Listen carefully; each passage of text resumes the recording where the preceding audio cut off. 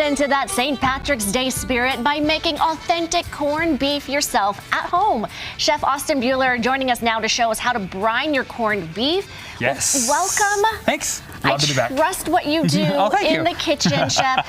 So when it comes to corned beef, what exactly is it? So corned beef is basically like a term that's basically pickled beef in terms of what you're doing. And so you're brining it, and it was originally done because back in the way olden days, you didn't have that great quality of meat, and you needed a way to preserve meat without refrigeration. So they would brine it in the salt solutions and stuff, and basically pickle it to preserve it for long periods of time. So corning means basically pickling. Okay. Yep. All right, so tell us what cut of meat and then what we do first. Yeah, so you want a brisket. And the recipe that we put online is up to 5 pounds of brisket. So you could do as much or as little in between that. And if you needed more, just kind of up your recipe from there. But you just want to get a nice brisket. Trim as you want some fat on there for when you cook it, but trim a bunch of the fat off. And you want like a nice little piece that looks like that. And I was telling you, I like pastrami, and that's the same cut. Yeah, same cut. Okay. Pastrami is very similar, as in terms after you brine it, then you would pull it out and smoke it. Whereas this, you can slow cook it in your slow cooker, throw it in your Instapot. The traditional method is to simmer it or boil it, but that you end up with like really tough corned beef that no one likes, right? So it's slow and low is my way of cooking this for sure.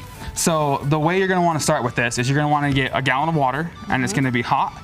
And so we've heated this up, and boiling, you want it hot from the faucet? Hot enough that you can dissolve sugar and water. So if you have a really hot faucet, you can totally just get it right out of your faucet. If you need it hotter than that, then you can throw it in the pot and boil it. And then are we worried if the heat is going to cook the meat, or we're not even? So yes, we're worried about that. And so in the process, we'll kind of go over how all that. So you want the hot water, and so we're gonna take 300 grams of kosher salt, and you want kosher salt, and you want to weigh it because different brands of kosher salt, in terms of like measurements of cups, are gonna be equal or be different because of the size of the grain. And so we want a good ratio because that's what makes the brine. What makes the brine. So 300 grams. We use like Diamond or Morton salt is who I use, and when I measured it with the cup, it was about 2 cups worth of salt. But I know that Diamond will be a bit more because they use a smaller grain, so that's why we want to try to weigh it out. Okay. And then we have pickling spice. There's you can just get this at Walmart. You can make it yourself if you have your favorite brand. Is that peppercorn? Yeah, so it's got peppercorn. There's cinnamon, allspice, bay leaf, chili flake, cardamom. So it will actually say pickling spice. Yeah, the same one that you would use when you go to make pickles in the fall. Okay. Yep. And then some sugar for sweetness. And so all of this gets poured into the water, and you're gonna whisk that up really good. Now there's another ingredient that makes corned beef, and it's called prog powder or curing salt. And you can get that at specialty stores. You can get it on Amazon. I tried looking at Walmart, they don't have it, right?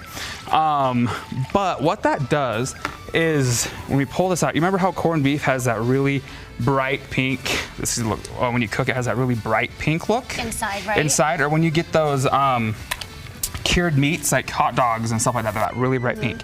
Now sodium nitrate goes into that and preserves the color of the meat but gives it that weird red color, right?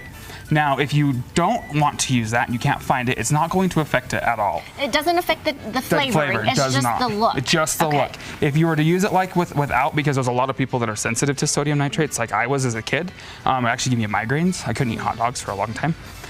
You'll just end up with a roast when you cook it that's just gray, like a normal roast would be. So if you're not bothered by the color, don't even worry about it. Don't even worry about it.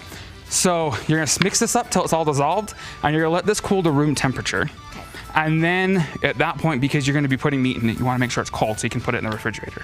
And then get this really cold, and then you're going to put your meat into it, and you're gonna let this sit in that water, turning, depending on your container that you've used, flip it, turn it however you need, for minimum of 5 days or up to 7 days. So if you go out, if you start today, you can get it done by Friday. Yep, you can get it done by Friday, and you can pull it out and cook it for St. Patrick's Day on Friday or a little bit longer for the weekend. And then you're just sticking it in. Do you have to cover it? Oh yeah, you want to cover it and just throw it in your fridge and let it go. Alone. Leave it alone, and you then might have to turn it and then. Yeah, and it will look really funky when it comes out. Yeah. But you'll cook it and it will be nice, delicious corned beef. Yeah. I mean, it's already kind of doing that pickling, so it's kind of like do we say cooking it or just, Yes, it's just curing it's it? curing it. Yeah, Yes, it's curing it. Okay, and so you usually pair it with cabbage Yeah, we with like a gold Yukon Gold potatoes and cabbage with onions and bacon that we cook in Guinness Stout, and I've included that recipe for you guys, as well as most people have a traditional Irish soda bread, and I've included my great grandmother Karma's